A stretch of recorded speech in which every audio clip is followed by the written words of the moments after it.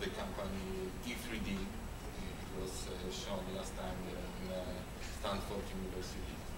And also we got the Vivid Games, they are represented today. And they operate on the field of the creative industry, only in gaming.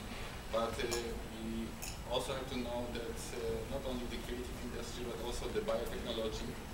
These companies can, let's say, to be proved they work and operate quite. And to be honest with you, in let's say few years, let's say 2 or 3 years, we're gonna have really, let's say, recognize the company, 2 or 3 of them they coming from the business incubators that will be well known. And some of them, they are coming right now to here, to the Silicon Valley. And they thinking to, let's say, establish their office, but sometimes they decided, okay, we live to here on let's say 1 person, 2 persons, that will be enough. We operate, let's say, in England, let's say in Spain, in Switzerland. But also, they decided sometimes to come here because they know, let's say, on one of the hills here or the roads in Palo Alto, we got plenty of the ventures capital. And right. That's why. The hill meaning, as in Sand Hill, is that what you mean? Okay, that hill, okay. No, there's the place where you can find the money for, let's say, that they support. Right. It's the second time for them. So that's a great segue to you, Mark. In terms of your experience both in Poland and over here, what's your advice to Polish entrepreneurs and to investors in Polish startups as to when and if you should expand your horizons and maybe go beyond Poland and maybe come to Silicon Valley? When is it the time right? Yeah, it's a great question, Bill. You know, in fact, I've had the honor of being able to participate in the Top 500 Innovators program that Professor Reichert and the USPTC have been managing with Paul at Stanford. And you know, that question comes up regularly. There's 2 answers to that question. There's both a timing question and a philosophy question associated with that. The beauty of things today is when you start a company, you know, whether it's a Silicon Valley company or whether it's a company in Poland, you have to recognize you've got a global business to manage almost from day one. Your competitors are global. The internet makes everybody a global competitor, but it also allows you to go globally from day one. Your supply chain, if you're delivering goods, is a global supply chain and facilitated by the internet. So largely, I think, you know, there's 2 parts to the answer. One is there's a model where you first figure out what works locally and then take it globally. But there's also the model that says, the thesis is, everybody's in a global economy today, so from day one, understand how to be a global business. And I tell you, here, when I invest in companies, I'm having that very discussion. I'm saying you can't just think about being a local business anymore. Not if you want to grow to the scale that, you know, those of us in the venture world will feel will be a financially large enough success to make it worth the while to go build that. Sure, you can build local companies, so there is an argument that says, if you want to just build a nice, small, family-run business, you can do that pretty much anywhere, and you can build it successfully. If you have aspirations to do something much greater than that, then you by definition have to think globally from the very beginning. So specifically, so flesh that out a little bit. So what do you mean specifically if you're starting up, you know, a company in Katowice or whatever, in Silesia? Very good. You know, so what would I do different if I'm thinking global day one? What does that mean for this poor little, you know, 2 guys in a garage in, you know, in Poland? Great. What do they do different? Let's take gaming. Let's take the gaming business model, right? The example at the very beginning here, right? gaming by definition has no boundaries. Yes, there are localization issues. If you're selling into a local market, you know, you got language, translation issues, that type of thing. But the core premise of what you're delivering is a global business, right? By definition. So it's, you know, it's of interest and attraction across the board anywhere that offering could play. The nuance, the difference is, you know, and I've been in global businesses most of my career, so my mantra's always been, you have to think globally but act locally. So if you're starting a business in Poland, you by definition build for the local Polish nuances of the market, but in the end, you have to act globally, which means you're going to broaden that perspective from simply looking at how you deliver into that local market, which may have local nuances that are quite different than when you're delivering that same solution somewhere else in the globe. And I know there's several people in the audience here that have already made this transition, where they've come here now and have been here outside of Poland. They had successful ideas inside of Poland and have now reached out and are looking to take them to all parts of the North American markets, to markets all over the globe. Again, there's two parts. One is, do you start from doing the local play, and you can, or do you on that day one decide that you're going to target maybe a larger market than you would have in Poland, and that would take you here as an example, because you both get the larger market, but you also get the access to capital. And this is one of the things the U.S. Trade Council has been facilitating quite well, is helping the entrepreneurs understand that trade-off, that they have, you know, they can start locally, but if they want to access the bigger markets and the larger funding pools that tend to be here, they have to think about being able to make that transition to the marketplaces, like the U.S. Okay, so I want to continue this thread, but I also want to make sure that if there are any questions that you guys want to ask of the panel, please, you know, chime in. So, oh, you have a question? Do you have a question? Yes. Okay, so yes, stand up. Michał, CEO and founder from FIDO Labs, advisor to Polish Minister of Digitalization. But I have a question to Michael. So, as I noticed, a startup from Poland, the incubation program is something very separated to the lean startup model that we have in the Valley.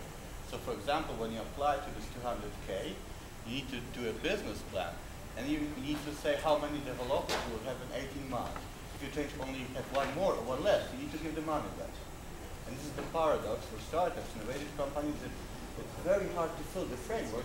That's why companies sometimes move here, because here you can move around and find the right solution, go across the product and find the matching. So do you plan to change maybe the program not to be like that tailored that we need to think what will be in 2 years, but we will try it out, build, measure, learn, and get to that. I think it will be super cool to change the program for startups.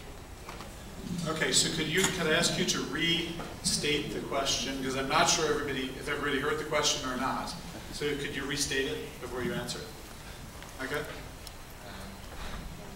We think about the programs that we manage, and for us it's very important to get the success of this, because this will be, let's say, the beginning for another European perspective, 2014 to 2020.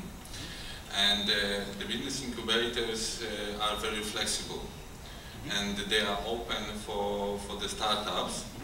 And, when I see, I saw lots of business plans, and some of the, let's say, the indicators over there, I truly never saw the business that came from the beginning, and at the end was the same what it was on the mind of the owner.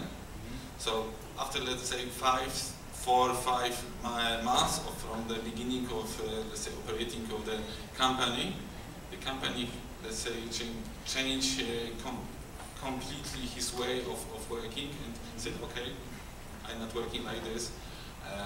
I'm thinking about, let's say, the venture capitalists or business angels, about the smart money, and they're working in this way. So are you going to change the programs to make it we're going to change because on April we're going to launch a new, let's say, program for another business incubators. But we completely change the criteria how we will be choosing the business incubators. So just to follow up on that a little bit. So the challenge when you're just starting your company is it's really hard to know what things are going to look like in 6 months, much less a year, 2 years, 5 years, right? But a lot of investors, and and including public investors, they want to see a buttoned-down, detailed business plan, right? So how do you balance that requirement? On the one hand, you want to have the entrepreneur sort of provide a lot of detail about what they're planning to do, but on the other hand, most companies, change, as you say, they change dramatically. How do you accommodate that uncertainty in your model? Because the business incubators, they work with the, let's say, with the idea. First, if you come to me I'm in business incubators, and you're telling me, I have the idea, I think about to have launching the new product. You don't have to give me, let's say, a book with the, let's say, okay, this is my business plan. No, we don't need this really. This incubators helps from the beginning and it works with you on your product and on your ideas. And later on, when after, let's say, all of this pre-incubation process, right, the business incubator said, okay, we want to cooperate together, because sometimes for them, even the product is not so much important than the person that came to the business incubators and let's say the other people which want to establish a new company. Okay. Because thanks to the, let's say, the strong of the people, they decide if the company can get the success in the future. So when do I get the 200,000? That's what I want to know. When do I get the money, right? After 9 p.m.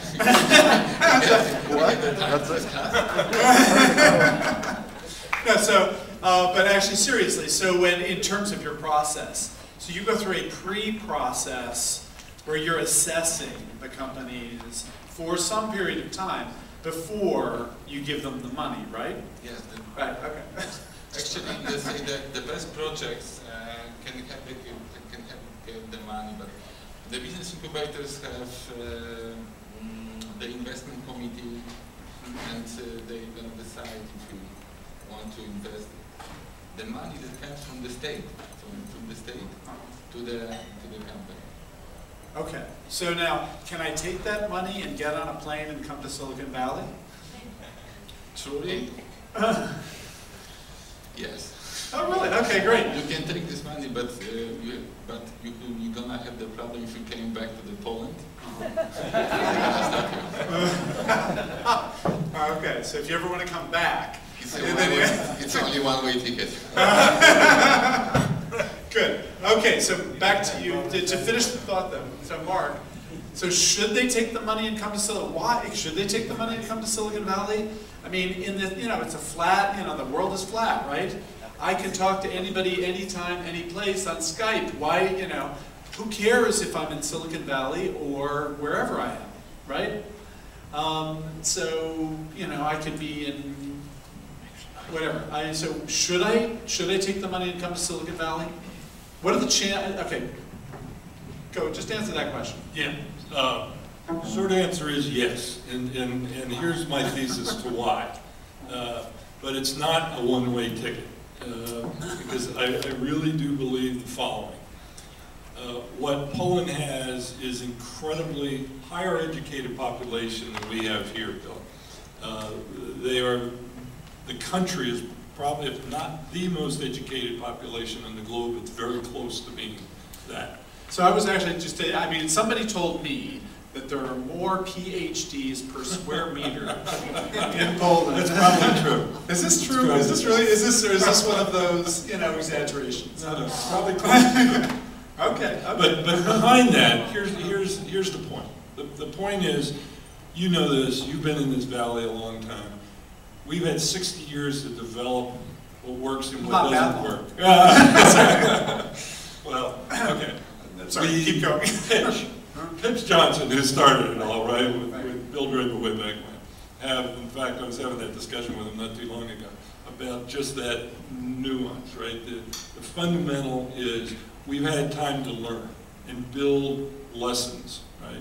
So my thesis is by connecting the dots, by doing what I call cross-border, where you leverage the benefits and the skills and the talent and all the economic values that PARP and those organizations build, but connecting it with the knowledge that we've had 3 generations here to get ahead of this curve. And quite frankly, as you know, we still have a